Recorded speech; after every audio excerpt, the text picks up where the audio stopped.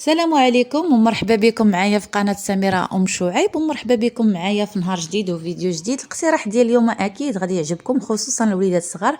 غنشارك معكم سباغيتي بالخضر بواحد الطريقه اللي بسيطه حتى المكونات تجي بساط. قبل ما ندوزو المقادير وطريقه التحضير، كنتمنى هذا الفيديو يعجبكم وما تنساوش وما تبخلوش ليا باللايكات ديالكم والتعاليق ديالكم اللي كتدخل في قلبي الفرحه. ولا عجبكم لا فيديو بارطاجيوه مع الاهل والاحباب. ويلا شوفوا المكونات اللي غنحتاجو. هنا عندنا الجزر وعندنا الفلفله حمراء وعندنا الكورجيت والفلفله الصفراء.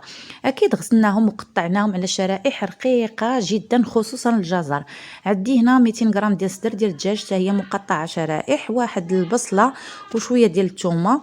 عندي شامبينيون معلب، علبه ديال شامبينيون تكون صغيره، واحد شويه ديال صلصه الصوجا وصلصه الطماطم انا عندي جاهزه. وسباغيتي هنا غادي نستعمل نص كيلو. عندي الماء سخون غادي نعمل فيه سباغيتي اللي قسمتها قسمتها. المهم هذا هو المصطلح اللي عندي البنات، سمحوا لي. اللي قسمتها على جوج، خليتها حتى تسلقات وصفيتها كما كتشوفوا معايا بطبيعه الحال. واحد شويه الملحه والزيت اللي درت ليها.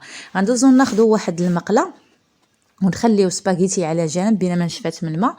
غادي نعملوا فيها بصله كما قلت. خديت واحد البصله متوسطه قشرتها وقطعتها مكعبات صغيره جدا، وخديت واحد جوج فصوص ديال الثومه حكيتهم. وغنضيف بالنسبه للعطريه عندي شويه ديال الابزار، شويه ديال الاسكنجبير، غير شويه انا درت غير بيدي، يعني عينكم ميزانكم.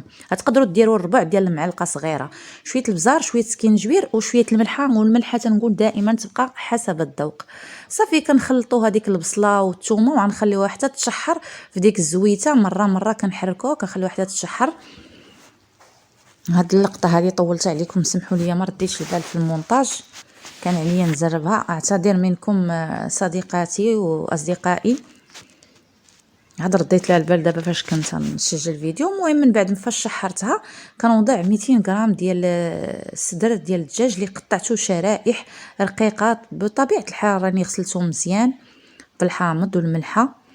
صافي وغنبقى نشحر فيه. من بعد غادي نزيدو الفلافل، الفلفله الصفراء عندنا هنا الفلفله الصفراء مغسوله، والجزر حتى هو مغسول، والفلفله حمراء، والكورجيت اللي هي الكرعه حتى هي مغسوله ومفروكين مزيان ومقطعين شرائح رقيقه جدا. وخصوصا الجزر يكون رقيق بزاف وعلى شكل طولي كما كتشوفوا معايا. المهم انا درتهم في هذه المقله، نعاود نحولهم مره اخرى المقله اخرى لان هذه جاتني صغيره، باش هكا باش يتشحروا مزيان وياخذوا داك الطياب، يدخل فيهم داك الطياب. صافي غنخليهم غيبداو يتشحروا مره غادي نحركهم حتى تنزل لينا ديك الخضر مع التحريك المستمر. صافي من بعد فاش تشحروا مزيان ونزلت لنا ديك الخضر كما كتشوفوا حتى الدجاج حتى هو تشحر.